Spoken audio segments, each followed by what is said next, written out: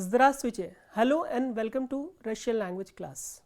So let us have a quick recap of the topics that we have learned in the previous lesson, and then we'll move on to the topics that we are going to learn today. If you remember, in the last lesson we have discussed about the declension of nouns, possessive pronouns and personal pronouns in the dative case. Kamu vi pišice pismo. So if the question is kamu vi pišice pismo, and I have already told you that if the question is kamu, that means we are supposed to use nouns or pronouns in the dative case. So I have written an answer here. Ya pišu pismo tvojemu drugu. Ya pišu pismo tvojemu drugu. So I am writing a letter to your friend. So here tvoi has become tvojemu, which is a possessive pronoun, and what question does it answer? It answers chimu. So if the question would have been chimu drugu vi pišice pismo, the answer would have been ya pišu pismo tvojemu drugu, and drug is a masculine noun, becomes drugu in the dative case. Ya pišu pismo tvojemu drugu. So I am writing a letter to your friend. So here pismo is the direct object and tvojemu drugu is the indirect object. What if we have to use a personal pronoun in place of the nouns? So what we do is we use a personal pronoun here. Ya pišu pismo yimu. Yimu denotes the personal pronoun own. So own in the dative case becomes yimu. So I am writing a letter to him. Yimu and tvojemu drugu. So if the question is kamu, we can answer either with the noun plus possessive pronoun or with the pronoun. So this is how the nouns, possessive pronouns and personal pronouns decline in the dative case. So now in this lesson we will discuss some more topics related to the dative case.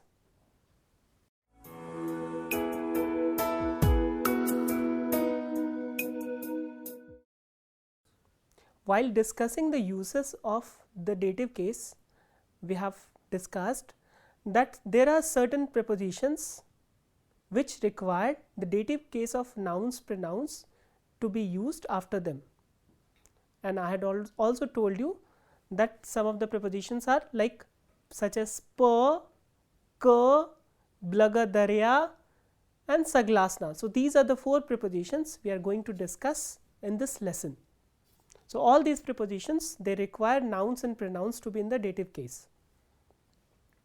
So let's first we dwell on the first preposition, which is pa. This is a very interesting preposition because in English we do not have any corresponding or equivalent preposition in English. In Russian, this preposition conveys several meanings. So in this lesson we will discuss about some of them. The first meaning it conveys that movement along the surface. So if the subject is moving along the surface or on the surface, this meaning is conveyed by this preposition pa. And again I have already told you in the beginning that pa takes noun in the dative case. For example, naši ribята šli po берегу реки. Naši ribята. Ribята is boys or guys. So our boys went along the bank of the river. So berek is bank. So berek after pa has become in the dative case form, and the dative case form of berek is beregu. Po beregu reki, along the bank of the river. So here as you can see, the movement that is described in the sentences along the surface.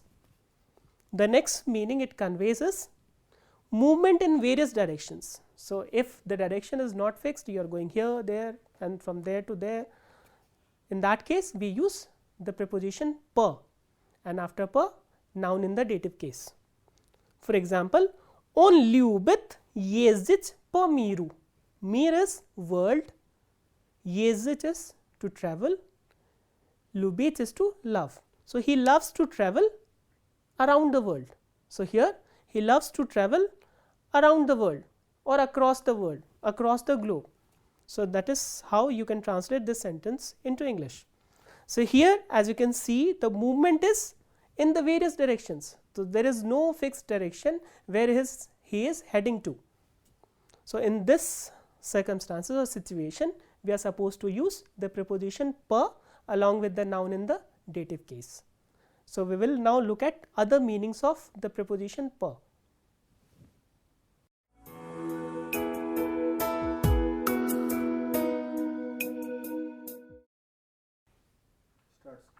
As I have already told you that the preposition per conveys several meanings. Some of them we have already discussed. We will look at some other meanings of the preposition per. Preposition per denotes the routine repetitive action which takes place at the regular intervals. So, if an action is taking place at regular intervals and it is a routine action, in that case also we will use the preposition per with the noun in the dative case in plural. For example, me sabiraimsya pasridam. So, here Srida is the name of a weekday which is Wednesday. Me sabiraimsya, we meet on Wednesdays. So, here we are using the preposition per along with the noun in the plural in the accusative case. So, if we are denoting a repetitive action, a routine repetitive action which is taking place at a regular interval, then we use the preposition per along with the noun in plural in the dative case. Me sabiraimsya pasridam, we meet on Wednesdays. The next meaning the preposition per conveys is the distributing action. So, for example, if there is a situation where something is being distributed a piece, one piece each, in that case also we use the preposition per along with the noun in the singular dative case. For example, me dali druzyam payablaku, me dali druzyam payablaku. So, here as you can see, after per we have used singular noun in the dative case. So, what does this sentence mean? Me dali, we gave friends one apple a piece. So, one apple to each one of them. So, here this is the distributive action. We gave friends one apple a piece or one apple each one of them. The next example for the same meaning we have is Ribyata vzyali pabilietuf kase. Ribyata vzyali pabilietuf kase. Kasa is counter, cash counter. Bilyet is ticket. Vzyat, you know this verb. This is the perfective aspect of the verb brat, which is to take. Ribyata, we have just now discussed, is the boys or guys. The boys took one ticket a piece at the ticket counter or at the counter. So, here also there is a distributive action, that is why the noun has been used in the dative case in singular. So, this is two of the few meanings that the preposition per conveys. There are other meanings as well, we will look at some of them.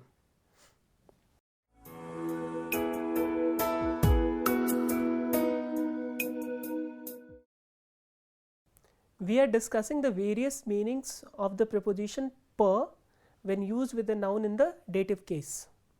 So, we have already discussed some of the meanings, and the next meaning that the preposition per conveys is specialization.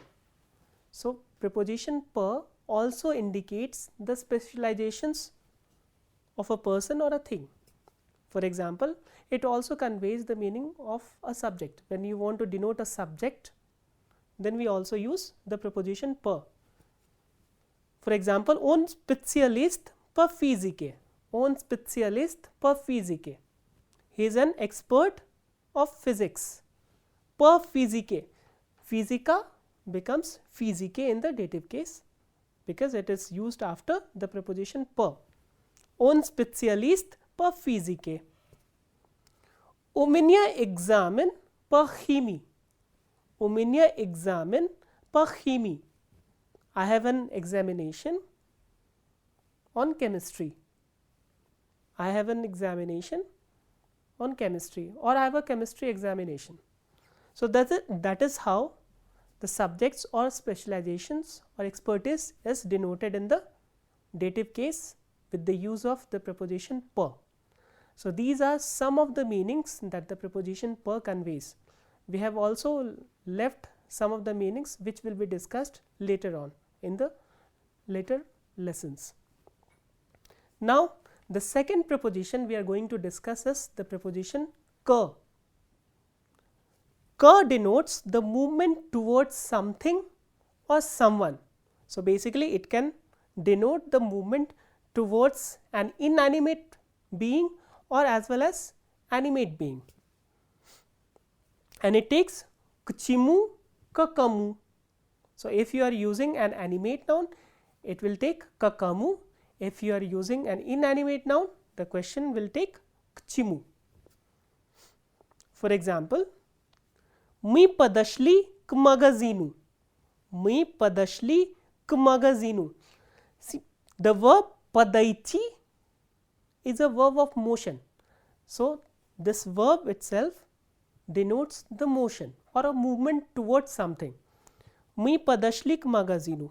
Kchimu vi padashli. So, if the question would be kchimu vi padashli, we will use an inanimate noun with the preposition ke to denote the movement towards something. So, we approached to the shop or we went to the shop. So, this is how we translate the sentence into English. Mi padashli k magazinu. The next example we have is ya idu k bratu. Ya idu k bratu. K kamu vi idioce. So, if the question is k kamu vi idioce, k kamu is to which place or to whose place are you going or where are you going. So, how will you answer this question? Because since the question has an interrogative word kamu, we will use an animate noun in the answer in the dative case. Ya idu k bratu. So, I am going to my brother's place or I am going to my brother's. That is how we say in English. So, here k bratu does not mean that you are going to brother. It always means or conveys the meaning that you are going to your brother's place. If we use k sistre, k padruge, k drugu, they will also mean the same thing. So, you are going to either your friend's place or your friend's house or your sister's house and so on. So, this is how we use the preposition ke, which means the movement towards something or someone.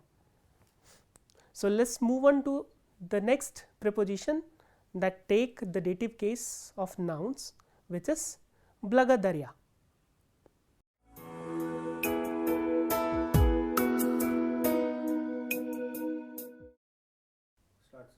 The next preposition which is used in the dative case is the preposition blagadarya.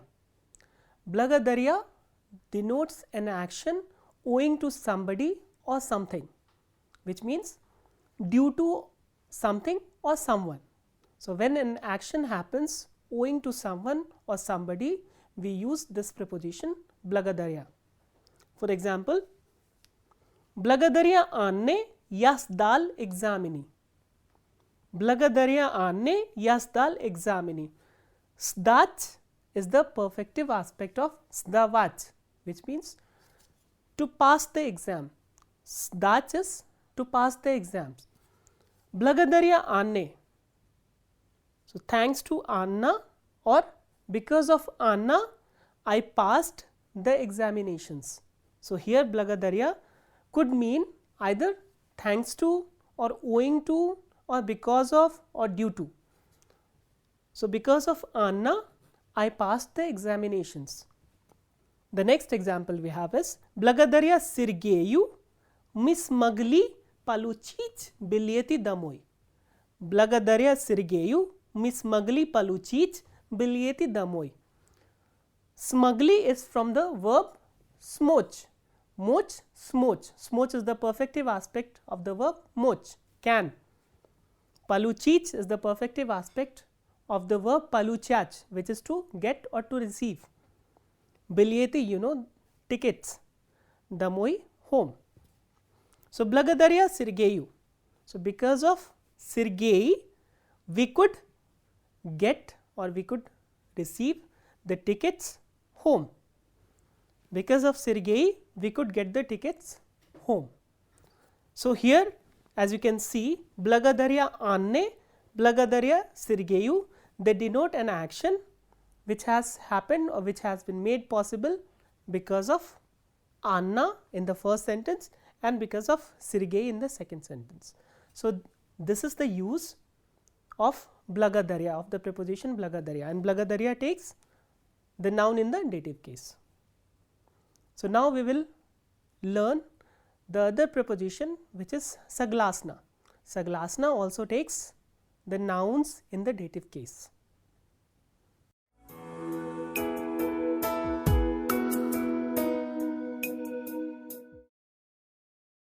The next preposition which takes nouns in the dative case is the preposition Saglasna. Saglasna denotes an action which is in accordance with something or somebody. The preposition Saglasna means according to or in accordance with something. For example, Saglasna zakonu nilza kuric na ulice. Saglasna zakonu nilza kuric na ulice. Saglasna, as I have already told you, that it means according to or in accordance with. So, according to the law, zakon is law, nilza kuric na ulice. You already know this word nilza, which means one is not allowed or it is not allowed to smoke on the street. So, as per the law, it is not allowed to smoke on the street. So, here as you can see, zakon, which is the masculine noun, has been used in the dative case. Saglasna zakonu. The next sentence we have is Saglasna planu my budem itchi v kinoteatr v 9 часов. Saglasna planu my budem itchi v kinoteatr v 9 часов. Saglasna planu, as per the plan or in accordance with the plan, we will go to the movie theater at 9 o'clock. So, here again plan, which is a masculine noun, has been used in the dative case, and часов. Часов, if you remember, we have discussed that how do we express time in Russian, and I have told you that час has 3 forms, and with 5 onwards up to 20 we use часов. That is why we have used here 9 часов. Saglasna planu my budem idти в кинотеатр в 9 часов. So, this is how we use the preposition Saglasna, and it takes the dative case of nouns either in singular or in plural.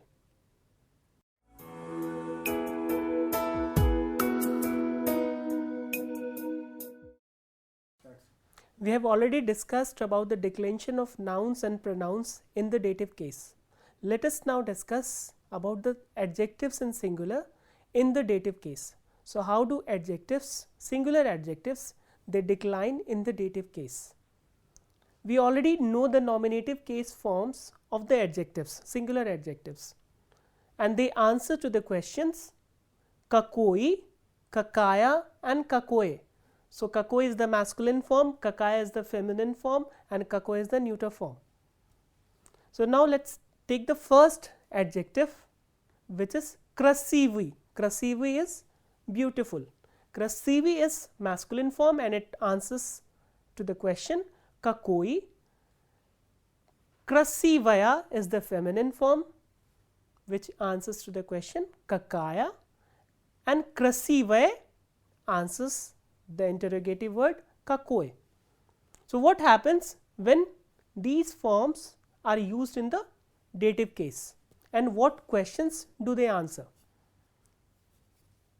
The masculine adjective answers the question kakomu, the feminine adjectives answers the question kakoi, and the neuter adjectives answers the question kakomu. So, again the masculine and neuter forms are the same. So, what happens when we use krasivi in the dative case? It becomes krasivamu. So, what we are doing is we are dropping this ending of the adjective and adding omu at the end to get its masculine form.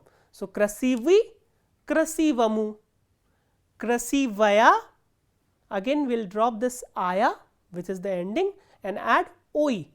So, what do we get? We get krasivai, krasivai, and what about krasivai which is the neuter form? Krasivamu. As we have already seen that the masculine and neuter forms are the same.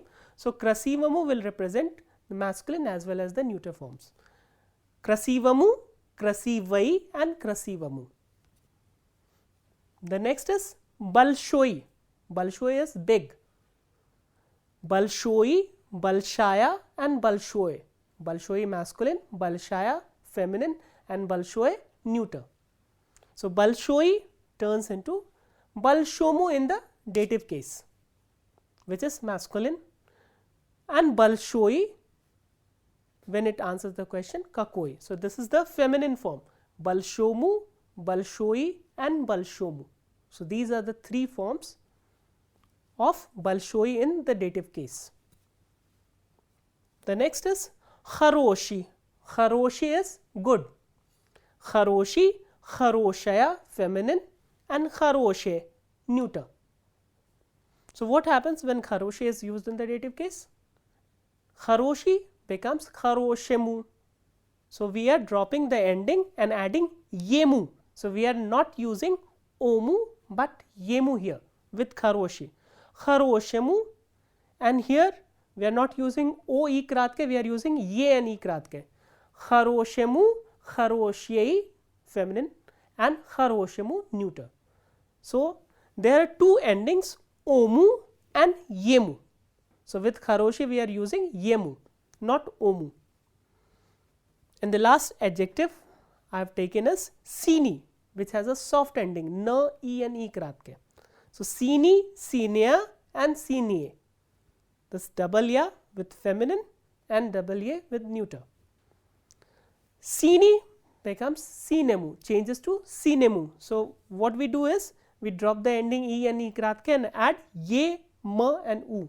Sinemu, sinyei, and here yei and sinemu. So, sini becomes sinemu with masculine nouns, sinyei with feminine nouns and sinemu with neuter gender nouns. So, this is how we decline the adjectives in the dative case in singular. So, now let us look at some of the examples. Ja pišu pismo staramu drugu. Ja pišu pismo staramu drugu. So, I am writing a letter to an old friend. Stare is old and drug you already know friend. So, I am writing a letter to an old friend. So, here as you can see the question is kakomu drugu.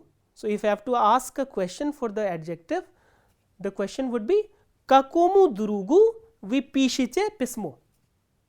So, to which friend are you writing a letter? So, I am writing a letter to an old friend. So, starmu will be the answer to kakomu. Kakomu drugu vi pishiche pismo, ja pishu pismo staramu drugu. The next sentence that I have written here is Ani pakazevayut fotografi ruskay studentke. Ani pakazevayut fotografi ruskay studentke. Pakazevach is to show. Photography, you know, photografia is photograph or picture.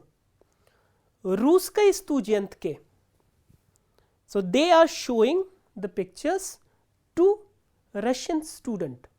So, here studentka is the feminine gender noun. That is why we are using ruskay, which is the feminine counterpart of ruski. So, what question does this form answer? Какой студентке они показывают фотографии? Какой студентке? To which student they are showing pictures. So, here the question would be какой and here какому. Why? Because the noun is masculine and here the noun is feminine. So, for feminine nouns we ask the question какой and for masculine we ask the question какому. So, this is about the declension of adjectives in the dative case.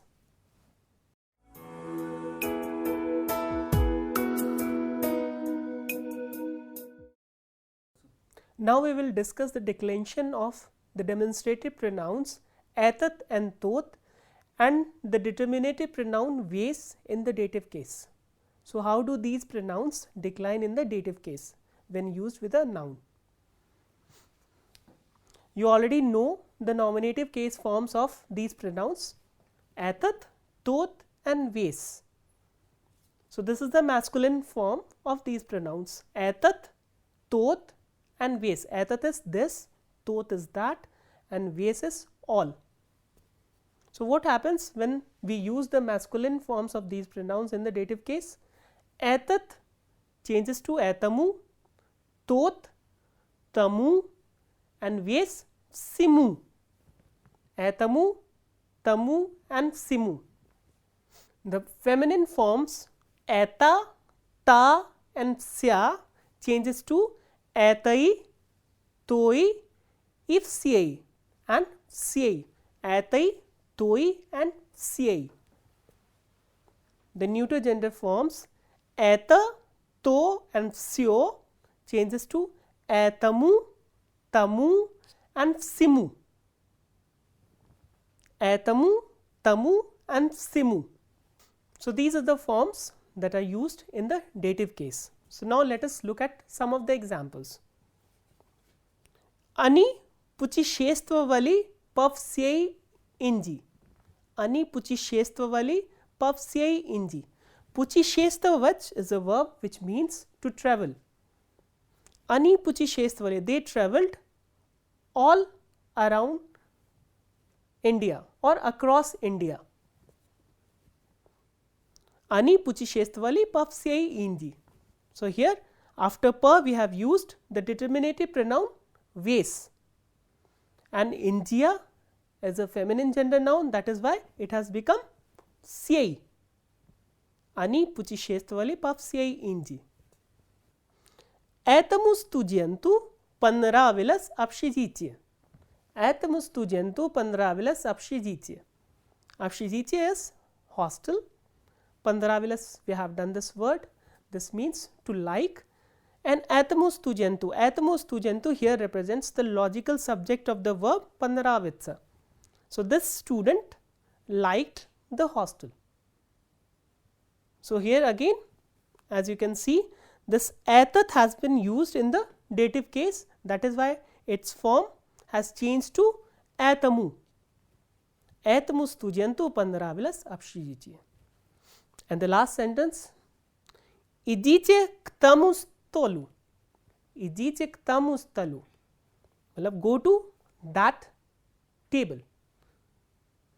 So, here idite is the imperative form and we are using the preposition ka, which means the movement towards something or someone, and tamu has been used in the dative case, and tamu as you can see is the masculine form of the pronoun tot. So, tamu stalu, go to that table.